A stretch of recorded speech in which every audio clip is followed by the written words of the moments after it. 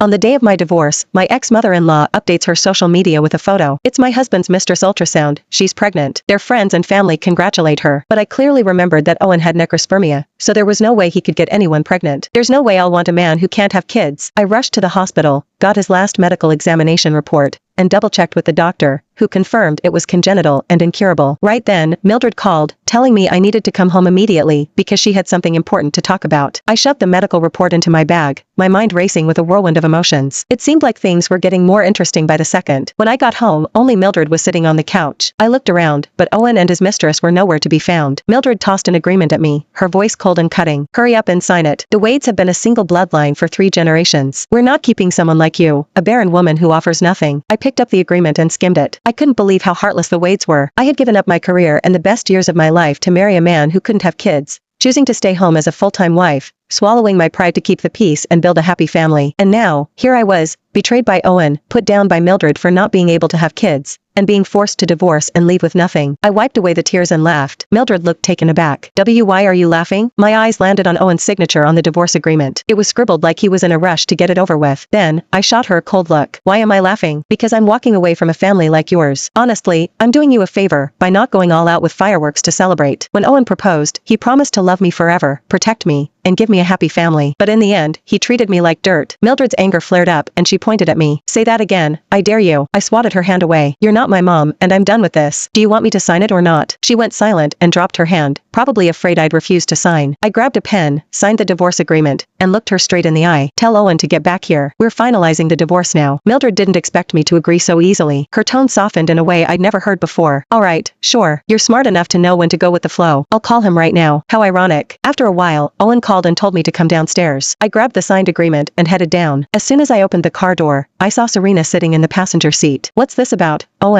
We're getting a divorce, and seriously, you're bringing her along? I questioned coldly. Rena's pregnant. She needs someone to look after her, Owen said, not daring to meet my gaze. She'll get nauseous if she sits in the back. You should sit back there instead. I almost laughed out loud. Pregnant? What a joke. He had no clue he was born with congenital necrospermia. Owen cheated on me, and Serena was doing the same to him. That was karma at its finest. The universe really did know how to settle scores. Please don't be mad. Owie and I truly love each other. I'm sorry, Serena said. Damn it. I hadn't even started crying, and she was already bawling her eyes out. Oh, save it. Keep your apology. I'm not shameless enough to accept it, I said. Owen gently squeezed her hand. You don't have to apologize, Rena. It's my fault, not yours. You're the innocent one. Don't let this stress you out. It's bad for the baby. Were they seriously putting on some tragic love story act before me? How far along are you? Are you sure it's Owen's? I taunted. Serena froze for a second. Oh, of course, it's always. Just because you can't have a baby, doesn't mean you can question mine. Owen frowned, glaring at me through the rearview mirror. You've struggled to get pregnant, Paige, and Mom's been desperate for a grandchild. If you're mad, take it out on me, not Rena. How could he be so shameless? He cheated on me, and still tried to make me the bad guy. So now you're saying it's my fault we couldn't have kids? Was I the one who made you and Serena sneak around behind my back and sleep together? I retorted. Please don't fight with Owie anymore.